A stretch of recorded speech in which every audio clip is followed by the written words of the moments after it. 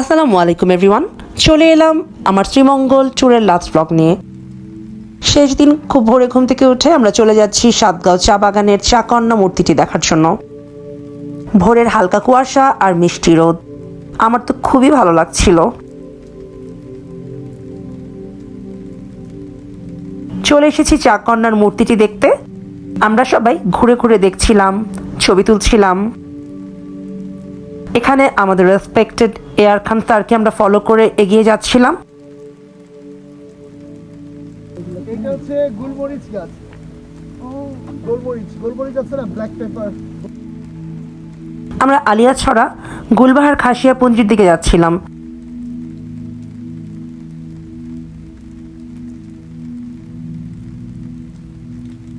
ঘোরাঘুরি শেষে আমরা আবার রিসর্টে ব্যাক করছি।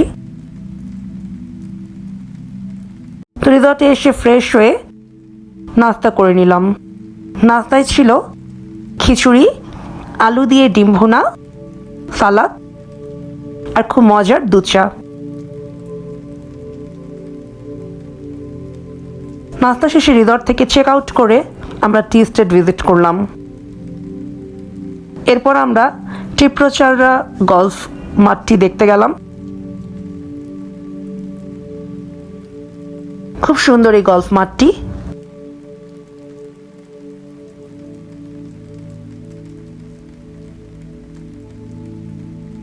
এরপর আমরা চলে গেলাম লাউয়াছড়া সোয়াম ফরেস্টে। এখানে এর আগেও আমি কয়েকবার এসেছি। নানা প্রজাতির গাছ আর পশু পাখির অভয়ারণ্য এই লাউয়াছড়া সোয়াম ফরেস্ট। এই সেই বিখ্যাত রেল লাইন যেখানে অ্যারাউন্ড দ্য ওয়ার্ল্ড ইন 80 ডেজের মুভি শুটিংটি হয়েছিল। এছাড়া হুমায়ুন আহমেদ পরিচালিত আমার আছে জল চলচ্চিত্রের কিছু অংশ এখানে ধারণ করা হয়েছে। হঠাৎ ট্রেন চলে এলো, আর ছোটবেলা থেকেই ট্রেন দেখলে আমি ভীষণ এক্সাইটেড হয়ে যাই।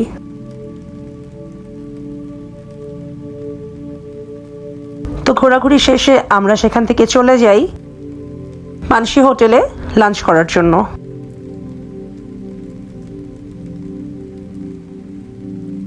লাঞ্চ শেষে চা পাতা কিনলাম, তারপর টুকটাক শপিং করে আমরা চলে গেলাম শ্রীমঙ্গল রেলওয়ে স্টেশনে, গন্তব্য ঢাকা।